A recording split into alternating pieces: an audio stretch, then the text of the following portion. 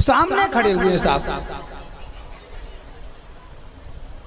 भगवान ने कहा ध्रुव उठो, मैं प्रसन्न हूं, मांगो तुम्हें क्या चाहिए। ध्रुव जी ने कहा प्रभु जिसको आपके दर्शन हो जाएं उसे किसी चीज की आवश्यकता पड़ती ही नहीं है। मुझे कुछ नहीं चाहिए महाराज, न सोना न चांदी न हीरे न जवाहरात न मोती न संसार की वस्तु, मुझे कुछ नहीं चाहिए। बस मेरी माँ ने कहा है कि परमपिता की गोद में बैठ, तो प्रभु मेरी एक ही इच्छा है कि मैं आपकी गोद में बैठना चाहता हूं, आपकी गोद में, एक ही इच्छा है।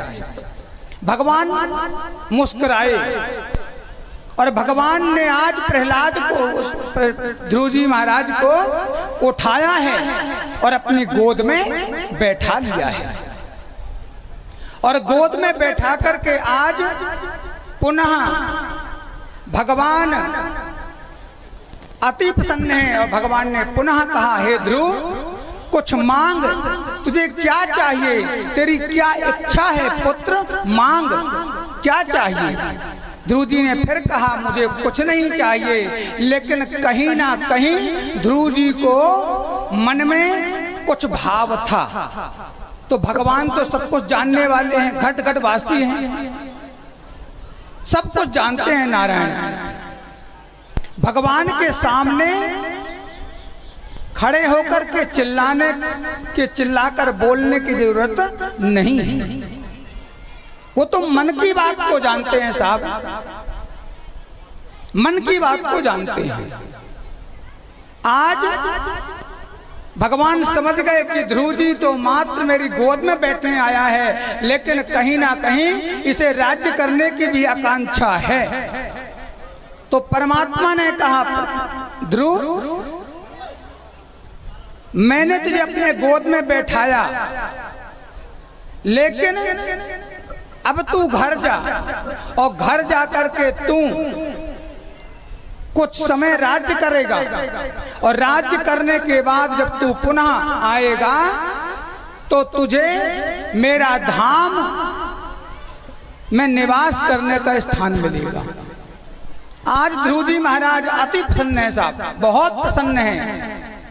और जैसे उत्तम जी ने, ध्रुव जी के पिता ने सुना कि आज मेरा पुत्र नारायण को भक्ति से प्रसन्न कर लिया है और नारायण ने साक्षात दर्शन दिया है, आज ध्रुव जी महाराज को लेने के लिए उत्तम बढ़िया पूरे सैनिकों के साथ में गए हैं उत्तम महाराज, और भाई भी गए हैं उत्तम, दोनों गए हैं, पिता पुत्र दोनों ध्रुव जी महाराज को लेने गए हैं। और बढ़िया हाथी में सवार करके बैठा करके पालकी में और पूरे नगर भ्रमण करवाया है।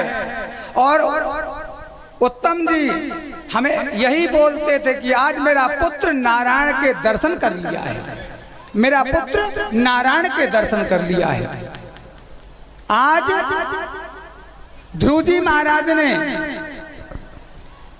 30 सदियों तक उन्होंने जो है भक्ति करी किया परमात्मा की, और राज्य किया।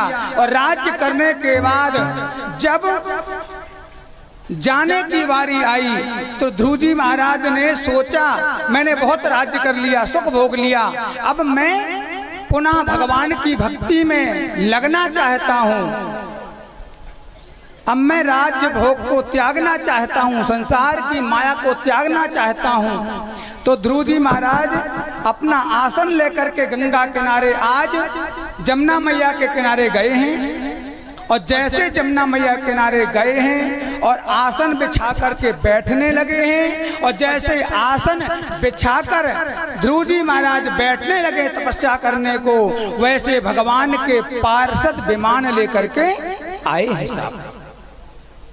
पार्षद आ गए और भगवान के पार्षदों ने कहा ध्रुव जी महाराज अब आपको भगवान की भक्ति करने की जरूरत नहीं है, आपने बचपन में ही इतनी भक्ति कर लिया है कि भगवान को प्राप्त कर लिया है। अब भगवान की आज्ञा है कि ध्रुव जी को मेरे लोक में लाया जाए। तो महाराज ये विमान आपके सामने खड़ा है, आप चलिए विमान में बैठिए। और जैसे ध्रुव जी महाराज विमान की ओर जाने लगे, वैसे मृत्यु देव आई है सामने और मृत्यु देव आकर के झुक गई है। और मृत्यु देव ने कहा, महाराज आप विमान में बैठ रहे हो, सबसे पहले विमान में बैठने के लिए सीढ़ी की आवश्यकता पड़ती है। तो मृत्यु देव ने कहा, महाराज ध्रुव जी मुझे आप सीढ़ी बनाइए और मेरे मस्तक पर अपने चरण रख करके और विमान में सवार हो जाइए। आज विमान में सवार हुए हैं।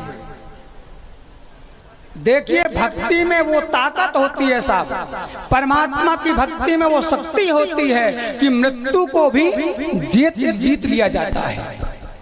आज 5 वर्ष के ध्रुव जी 5 वर्ष की आयु में भगवान को प्राप्त किया है और मृत्यु को विजय प्राप्त किया है। ध्रुव जी महाराज जब विमान में बैठकर जाने लगे तो कुछ दूर ही गए थे, और जब कुछ दूर ध्रुव जी महाराज गए, इतने में ध्रुव जी महाराज ने भगवान के पार्षदों से कहा कि सुनो पार्षदों, विमान जरा वापस लौटाओ और मेरे घर लेके चलो। और जैसे भगवान के पार्षदों ने सुना कि महाराज विमान वापस लौटा करके कह रहे हैं घर चलो, तो पार्षदों ने पूछा कि ध्रुव, विमान स्वर्ग की ओर जा रहा है और तू वापस मृत्युलोक की ओर ले जा रहा है, ध्रुव बात क्या है?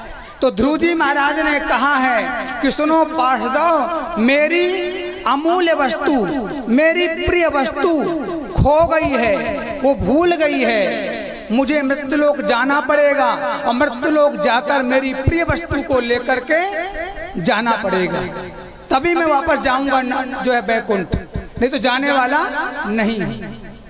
भगवान के पार्षदों ने कहा, ध्रुव भगवान के नगर में, भगवान के राज्य में, भगवान के स्वर्ग में ऐसी कौन सी वस्तु है जो आपको ना मिले? वहां तो सब कुछ मिलेगी आपको, जो इच्छा करोगे सो मिलेगा। तो ध्रुव जी महाराज ने कहा है कि क्षमा करना पार्षदों, मैं कोई वस्तु की बात नहीं कर रहा, मेरी जो प्रिय वस्तु छूटी है वो प्रिय वस्तु भगवान के वैकुंठ में भी मिलने वाली नहीं है। तो भगवान के पार्षदों ने कहा, ध्रुव ऐसी कौन सी वस्तु है जो भगवान के वैकुंठ में तुझे नहीं मिलेगी, बताओ जरा नाम। तो ध्रुव जी ने कहा कि सुनो पार्षदों, मेरी जन्म देने वाली मां भगवान के वैकुंठ में मिलने वाली नहीं है, इसलिए सबसे पहले मैं तो बाद में जाऊंगा, पहले मेरी मां अगर विमान में बैठ के जाएगी तो ही मैं वैकुंठ जाऊंगा, अन्यथा जाने वाला नहीं हूं। तो भगवान के पार्षदों ने कहा, ध्रुव जी महाराज आप चिंता मत कीजिए, भगवान को भी आपकी प्रिय वस्तु का विशेष ध्यान है। आगे के विमान जो जा रहा है, आगे के विमान में आपकी जन्म देने वाली माँ विराजमान है और आप पीछे विराजमान हैं। आपकी माँ आगे जा रही है और आप पीछे जा रहे हो, पीछे पीछे आप जा रहे हो। चलिए देखिए साहब, ध्रुव जी महाराज इसीलिए तो कहते हैं कि 4 पुत्र होना जरूरी नहीं है, 2 पुत्र होना जरूरी नहीं है। अगर हमने 4 पुत्रों को भी जन्म दे दिया और हमारे 4 पुत्र 5 पुत्र हैं, और अगर 5 पुत्र में से भगवान की भक्ति करने वाले नहीं हैं तो वो तो खुद नरक जाएंगे और माता पिता को भी नरक लेके जाएंगे।